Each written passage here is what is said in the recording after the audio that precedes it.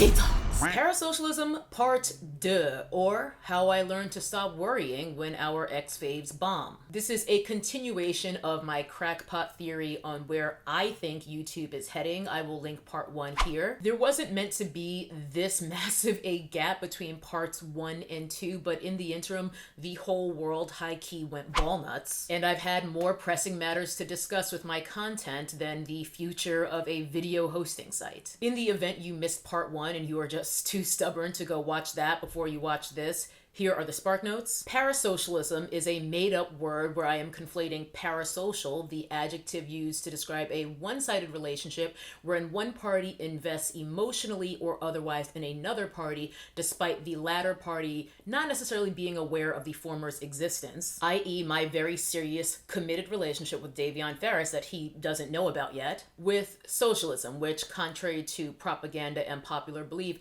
is not Bernie Sanders' ideology or platform. Socialism is when a society has collective ownership over enterprise. So the people as a whole own the means of production and participate in its management. Parasocial, socialism, parasocialism. I reiterate that this is not the perfect portmanteau to describe my hypothesis about the future of this platform, but it's pretty close, and parasocialism low-key snaps. And as you probably noticed, the sun is coming in and out as always, so let's just press on.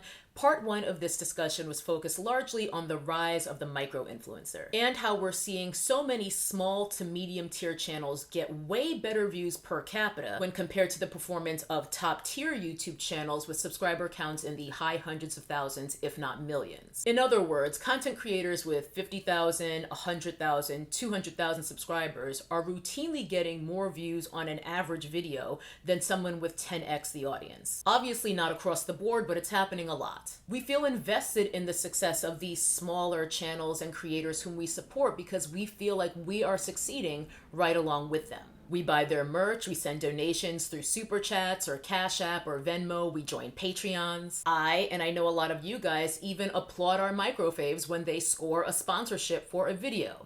And that is a segue. This video is sponsored by Teamy. I'm sure y'all have noticed that I am barefaced. I'm still in the midst of my A Slay a Day in May challenge over on my Instagram, so I need to prep my skin for today's look. In my opinion, makeup should always start with skin prep, so I'm going to be using this Teamy Detox Mask today, which has matcha and lemongrass.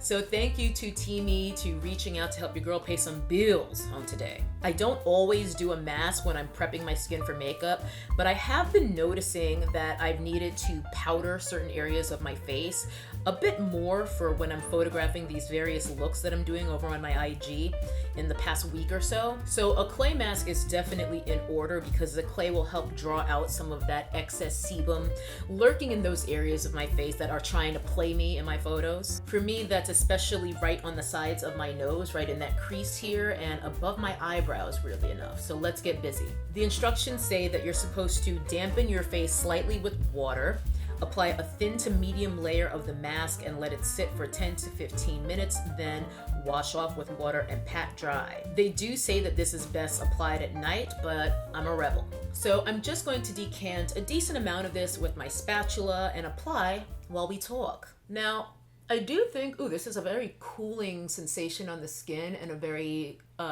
nice, creamy, smooth consistency. Now, I do think there's something to be said about there being an issue of broken trust with a lot of the larger channels due to long histories of things like undisclosed sponsorships and generally shilling for brands despite questionable product quality. Never trust anyone with a Morphe code after all. Which reminds me, don't forget to use my code JOJOBA for 25% off your Teamy purchase. And for the record, that is not a commission code. I earn 0 cents if you use it, if that makes you feel better. And if that does make you feel better, like, why are you even watching this? Clearly you don't like me. Anyway, as time has gone on, I've noticed a widespread failure of the new content from the older creators. Not older as in actual age necessarily, but older as in they've been doing YouTube full time, whatever that means, for several years now. I'm realizing now that I probably should have taken out my nose ring, but oh well. Okay, I think this looks pretty good.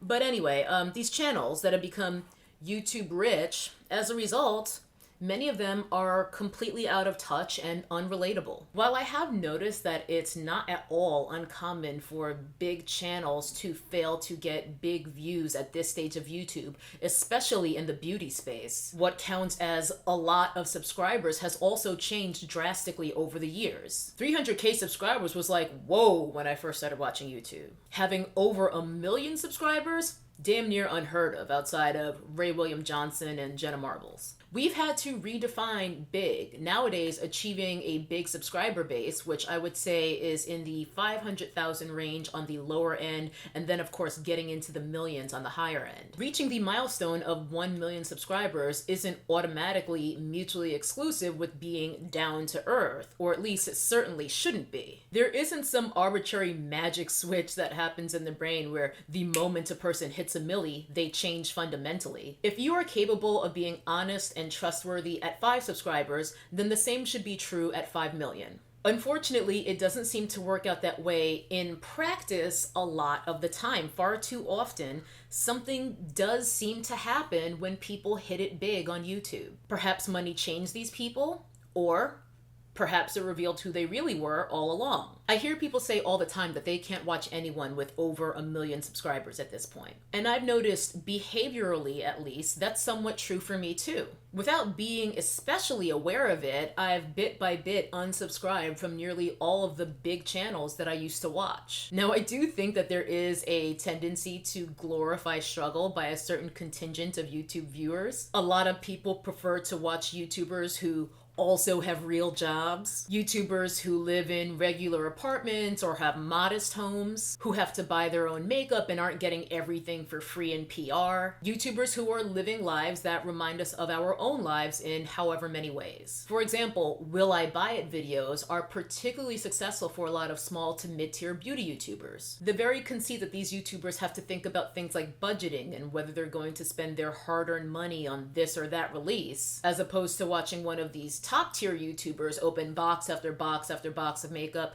that they were sent for free in PR, aka doing a PR haul, thinking they're out here shaking the table making dope content. More and more of us prefer people like us. And more we want to see these channels that have at least a tacit taste of what it's like to be in the day-to-day rat race that we experience. We want to see these channels win. More and more of us are flocking to the micro-influencers over the old school booty gurus because we want to root for the underdog. Alright, you guys, even though it hasn't been 15 more minutes of this actual video, this mask has been on my face 15 minutes because I've been stammering so much today and I need to keep saying things over and over again until I get it right. So let me rinse this off and then I will be right back. Alright, here's a little before and after of how my skin looks before and after the mask. My skin does feel very softened, which is nice, and I have a feeling it did help to draw out some of those more congested areas because those feel a bit smoother to me. I noticed after I had finished applying the mask that I forgot to dampen my skin, which you're supposed to do before you put it on, but I have to say, even without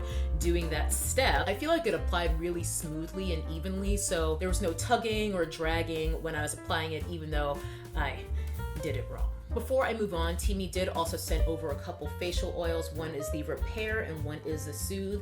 And as you can see, they have actual flowers floating around in them. The Repair has chamomile and then the Soothe has lavender and sage. I personally will be using these as a sealant for my hair because one of the primary ingredients is fractionated coconut oil, which is how they're able to stay liquid even at room temperature. But I personally don't like to put coconut oil on my face, just on my hair and sometimes my body, but not my face. So that's how I'm going to use these. So thanks to Teamy, not just for sponsoring the video, but for these extra goodies. Okay, back to Parasocialism as I carry on with my skin prep as we go. We like to feel like we are part of something. In this case, a counterculture to the millionaire influencer who's in the YouTube 1%. D'Angelo Wallace did a video not too long ago, which happened to be sponsored, about how a certain brand broke the law by denying that they pay YouTubers for sponsored videos. Perhaps the most convoluted flex I've seen yet. I tip my hat, good sir. And what we're seeing from the big channels just isn't flying any longer. They can't get away with the same tired-ass content that has garnered them so much success as recently as a few years ago. Almost exclusively, I see lazy, stale, and dated content from the top-tier channels. Before I did another purge of my subscriptions recently, I remember legit seeing videos with titles like soft glam makeup for Valentine's Day in 2020. That ain't it. We are past that point, y'all. Moreover, these videos are coming from YouTubers who probably already did this exact video 50, 11 times 1, 2, and 3 years ago. I also feel that the YouTube 1% is no longer connected with their audience in the way that smaller channels are able to be. In some ways, it's simply impossible to remain as connected once you're at a certain size. Once you have 500,000, 2 million people, whatever, your audience is just too vast, assuming your engagement is the way it should be. So unless you have help moderating and responding to commenters, it's simply not realistic to engage with every single comment the way you did when maybe you only had a few dozen or a couple hundred comments on a video. Even I'm experiencing this, and I'm definitely a small channel. But I am blessed. My Nap fam is very engaged. Y'all got lots of things to say. But YouTube's ruling class also tends to not connect with their audiences any longer because they're often out of touch with what our lives are like compared to theirs. Again, they're just not relatable. And while I think most of us will always root for our faves and want to see them win, there is a tipping point. Once everything is about Gucci bags and private jets, a lot of us hate to see it. On some level, we hate it when our faves become successful. We've already talked about this bit at length, so I'll link my tea talk on that right here in case you want to watch it. Lack of consistency also seems to run rampant among the YouTube 1%. Without actually crunching any numbers, it seems like the richest YouTubers, at least out of the ones I watch, upload maybe once a month, some of them even less, some of them a bit more. Either way, there does seem to be an overwhelming tendency to coast. Whereas when these creators were more relatable, they were also a lot more consistent, probably because they had to be. And now they just don't have to be. They don't care because they don't have to care, which is 100% their right, by the way. They are not required to care. Furthermore, many creators who had their roots, I guess you could say, in YouTube, more or less are abandoning the platform for Instagram.